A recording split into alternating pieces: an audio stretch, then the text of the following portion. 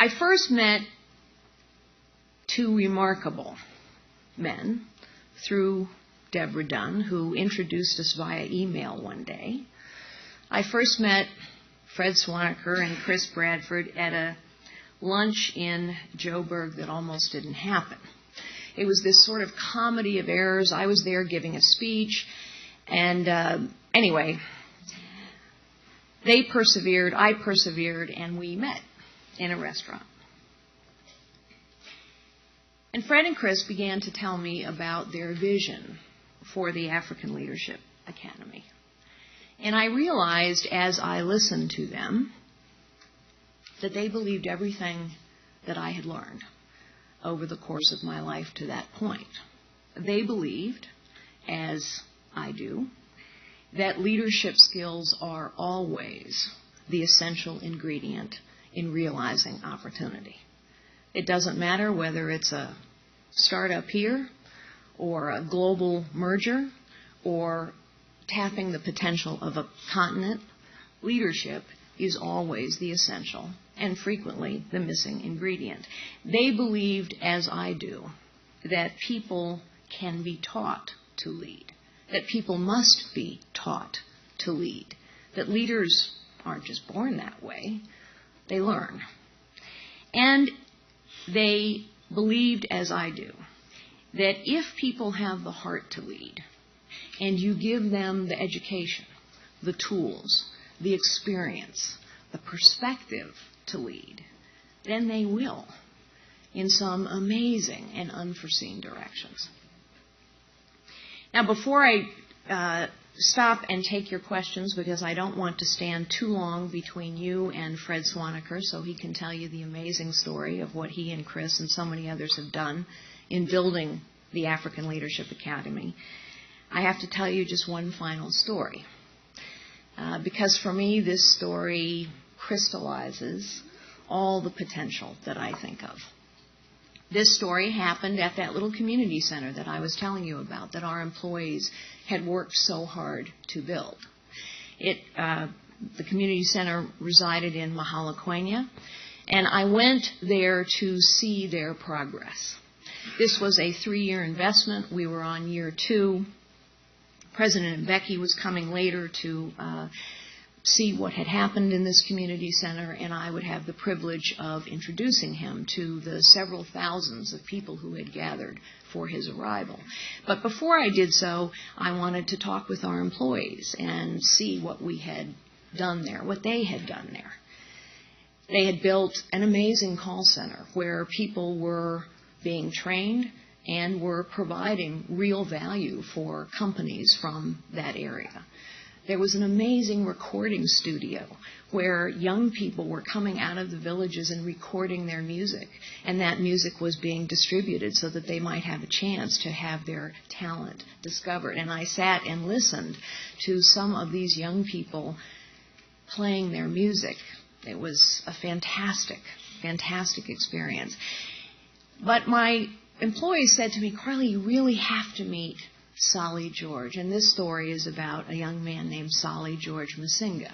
He wandered into the community center one day from a neighboring and very poor village, a village with all the depressing statistics that we hear so often about in Africa, no electricity and no running water and disease.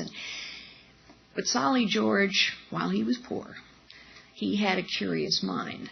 And he noticed that people were moving boxes around in this community center, and he asked, "What's in the boxes?" Well, what happened to be in the boxes were computers. Solly George had a curious mind. And Solly George, through the mentoring and the help of some of our employees, learned over the course of a year how to program those PCs, how to work with those PCs. And in fact, he became so adept that we started sending him out as technical support to a nearby university. He had, with help, he all of a sudden was doing things that opened up a whole set of possibilities for him. In any event, I was introduced to Solly George, and I was delighted to meet him, and I said to him, "Would you like to meet your president later?" And he looked me dead in the eye and said, yes, I would. I said, well, I would like to introduce you to the president. He said, good. I think I deserve it. This young man had not only found a calling, a trade, he had found self-confidence. And later that day, as I stood at a podium much like this one to introduce President Mbeki, I pointed Solly George out to the president, to all the other thousands of people there. And I said, this is, Mr. President, this is Solly George, the remarkable man that I told you about, who represents for me all of the potential in this community. President Mbeki came and he began his speech, and after about 2 minutes he said, young man, I'd like you to come up here and finish my speech for me. And this young man came to the podium and spoke without notes, without preparation, with passion and conviction and eloquence about how his life looked completely different and what he saw for his community and for himself and for his nation. The truth is, we didn't think we would get him off the stage. He was a budding politician. Who knows what he's doing now? But Solly George Masinga is what this continent is all about. There are wonderful people of extraordinary talent and capability in this continent. And each of them, all of them, have an opportunity to learn how to lead. And leadership is the essential ingredient in realizing any opportunity anywhere. And that is why I was so privileged to be one of the very first donors to the African Leadership Academy. It is why I think what they are doing is so important, not just for the students that they serve, but as a model for what is possible in a part of the world that I have come to love very much. Thank you so very much. I'd be happy to take your questions.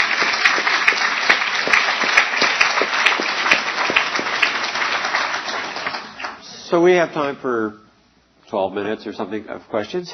Yes, microphone's right coming behind you. There you go. Good afternoon. Thank you, Carly. That was wonderful. And to Fred for inviting me to participate. My name is Abby Fallick, and I lead an initiative called Global Citizen Year. And we're reimagining the path to college for high-potential young people as they come out of high school in this country to spend a year living and working in Asia, Africa, Latin America, immersed, learning about development firsthand before beginning their freshman year of college. And so I was particularly intrigued to hear about your formative experience in Ghana. And I think we can all see the way that inspired and shaped your leadership over the course of the past decades. And so my question to you is this, and for those of us in the audience who work with college students or even younger, what do you think that young American leaders need to be learning to lead with compassion, perspective, cross-cultural competence, and where and how are they going to learn it? Yeah. What a fantastic question. First, I think that every young person should have an opportunity to step outside their day-to-day life. Not everyone, of course, has that opportunity. I was very fortunate that my father chose the unusual path of packing his kids up and heading into Ghana in the late 60s. It wasn't the normal path. There are organizations, you spoke about your own, but there are organizations that take kids, for example, out of the inner city and give them an opportunity to travel through Africa. But I think our education system, believe it or not, I wrote my thesis on this at MIT. It's a subject I care deeply about. But our education system, I fear, spends so much time instilling particular skills, and that's very important. It's important that people have basic skills, and obviously when our education system falls down in teaching basic skills, that's a problem. But leadership, success in life, however you define success, requires a lot more than skills that are being taught in our classrooms today. It requires the perspective that comes, I believe, from the study of art or music or philosophy or a culture that is not your own.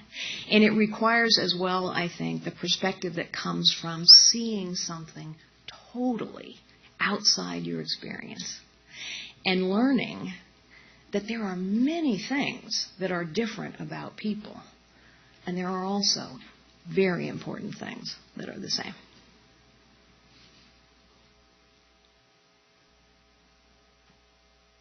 Yes. Yeah.